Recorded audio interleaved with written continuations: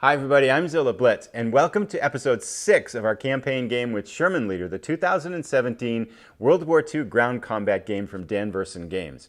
We're at the end of our second battle, and we had a pretty good result in our turns 3 and 4. Going into the last 2 turns, we're somewhat positioned to potentially finish off this German infantry battalion. But things can go sideways pretty quickly in this game, and the Germans may have something to say about this. So let's jump right into the action and see if we can finish off this battalion.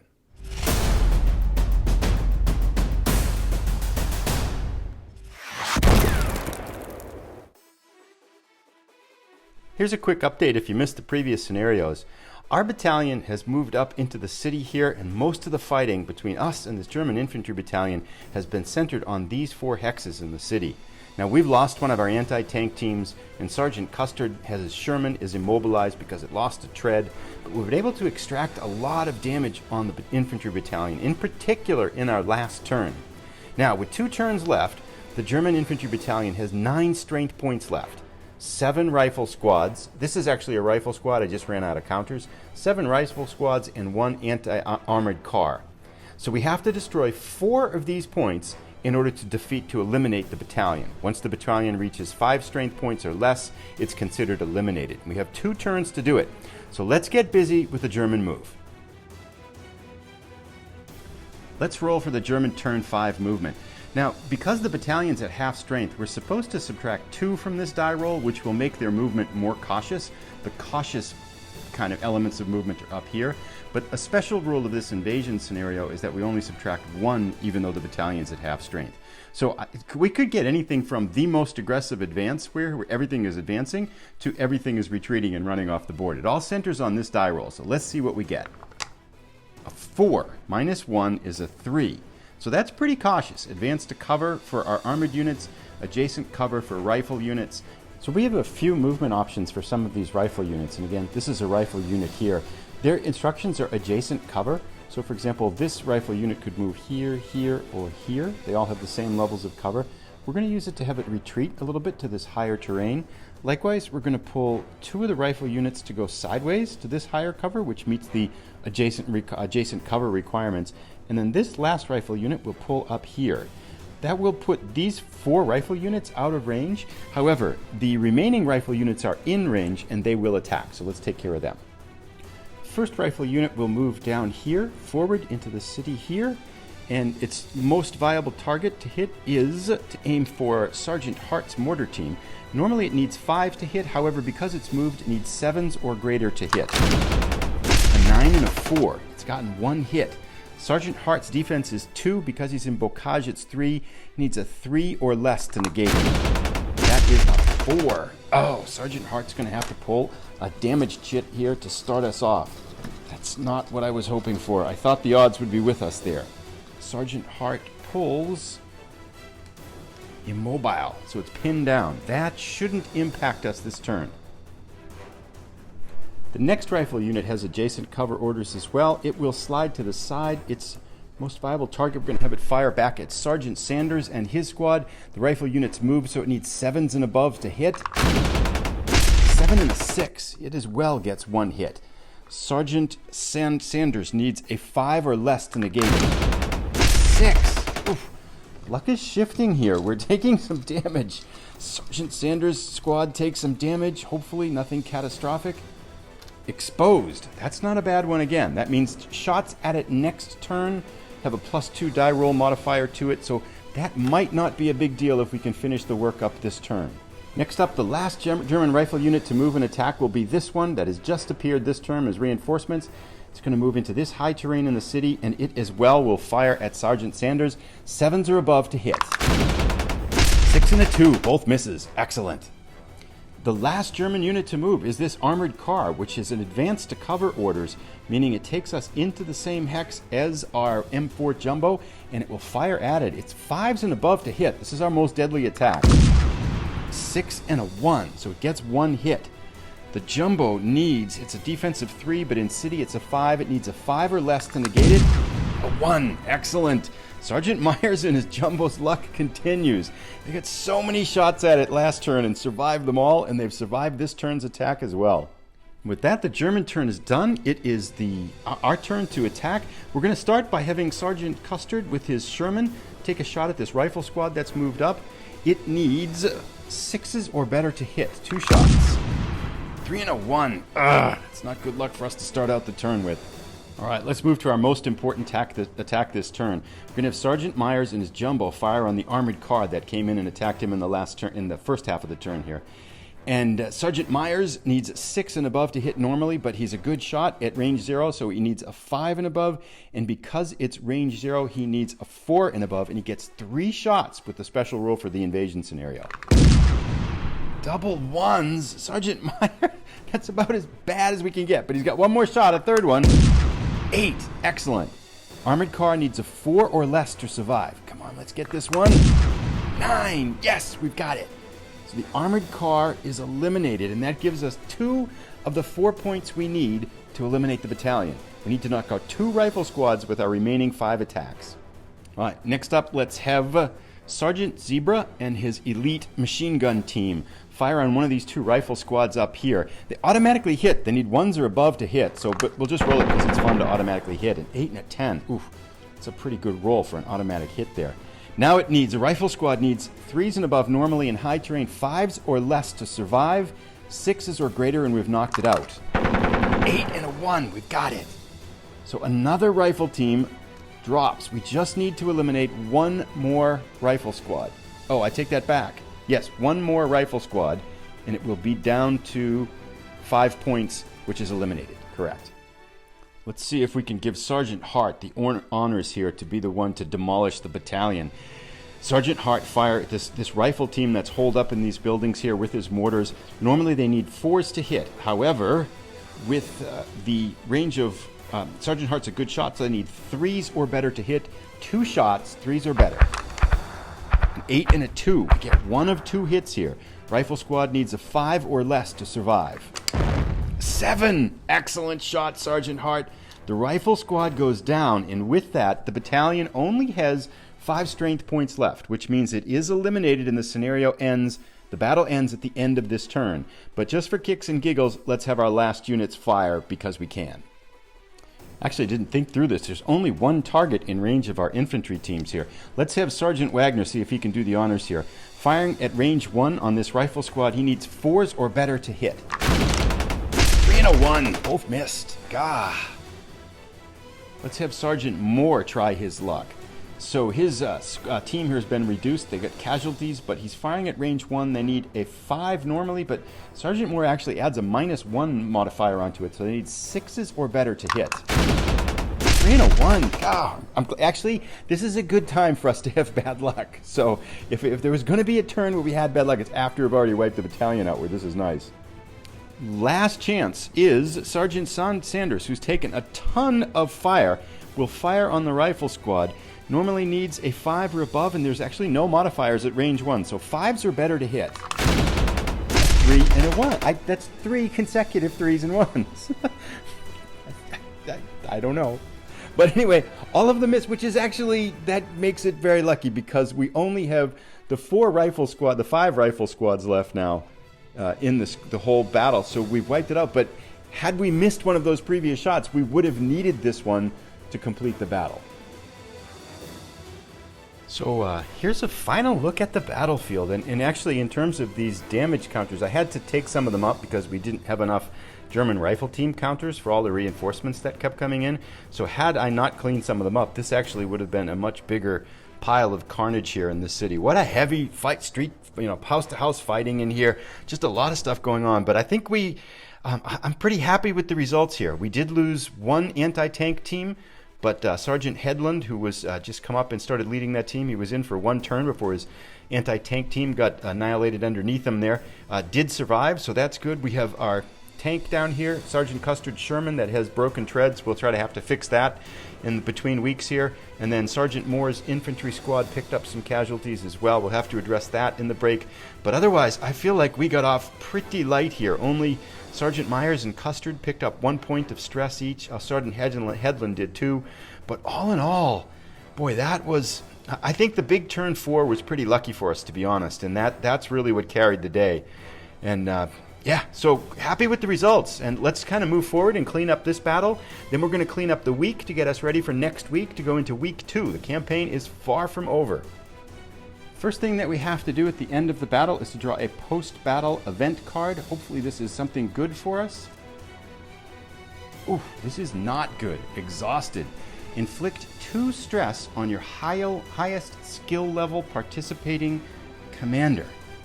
Highest skill level participating commander would be Sergeant Myers, Custard, or Hart. So that's interesting.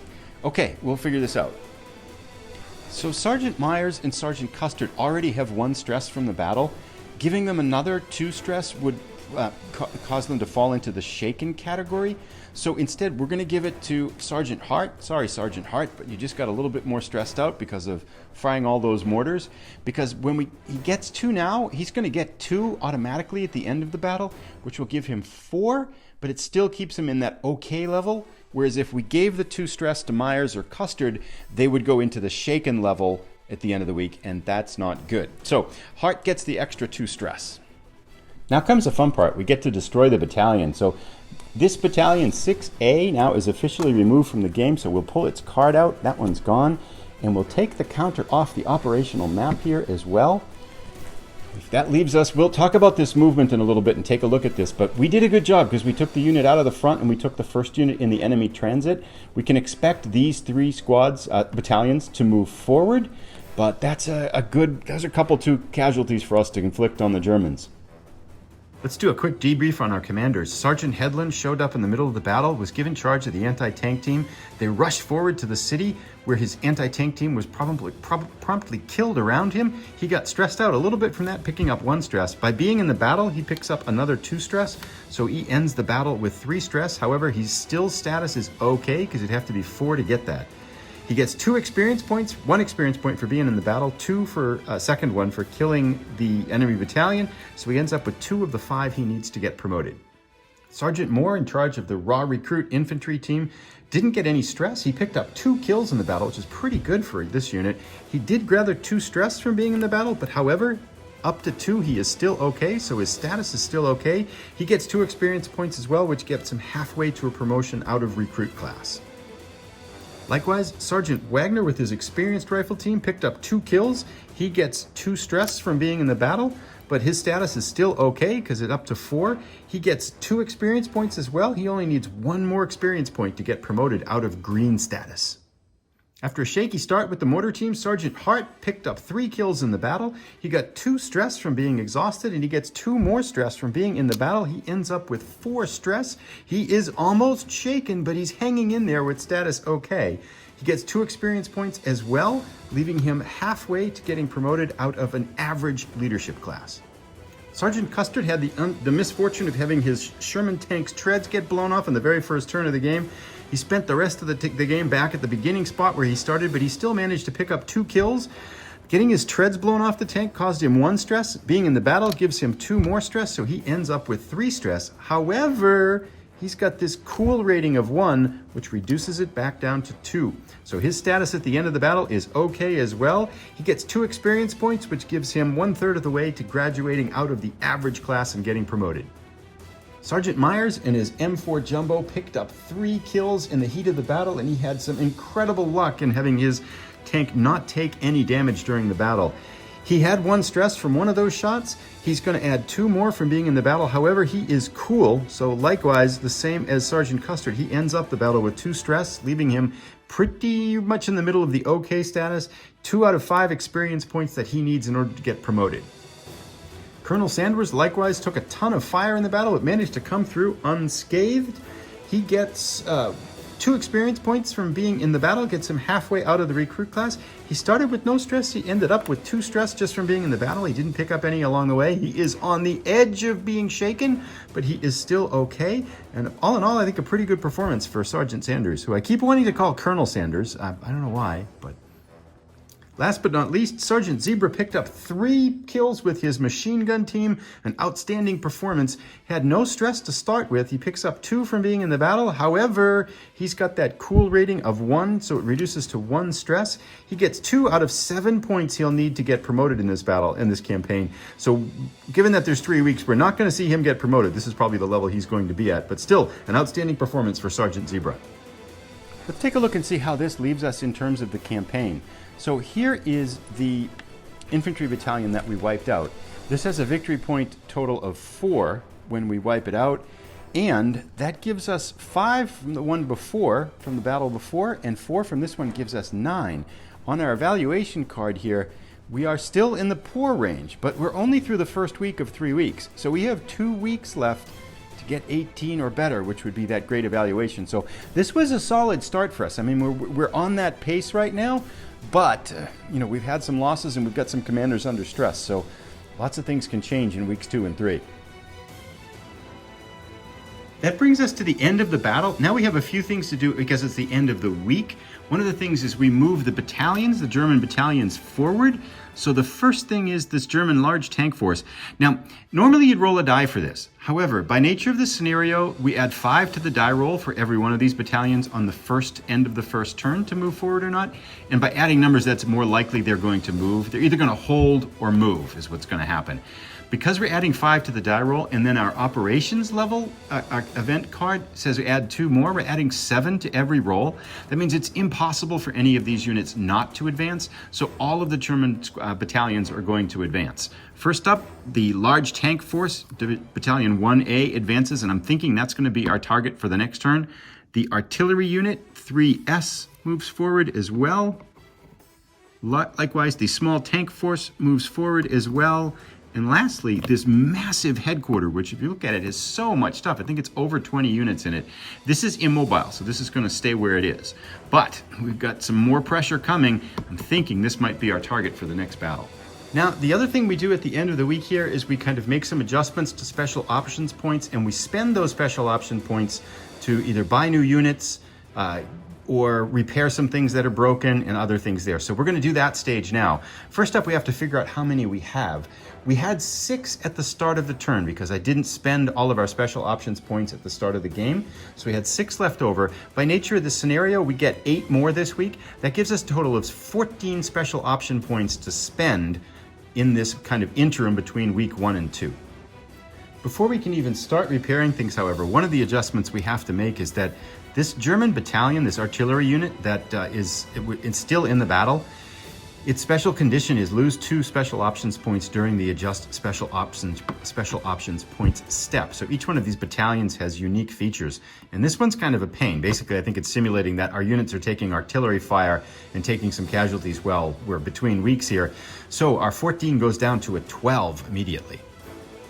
Next up, we have a couple of no-brainers. This is Sergeant Custard's Stuart tank. Its suspension got blown off. We're going to spend 1 special option point to remove that.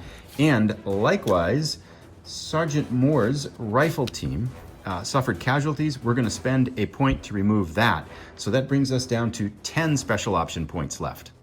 With the 10 that we've got left, there's a special rule that's called Priority R&R, and it means once each week you can spend 5 special option points to remove 2 stress from every commander in your group.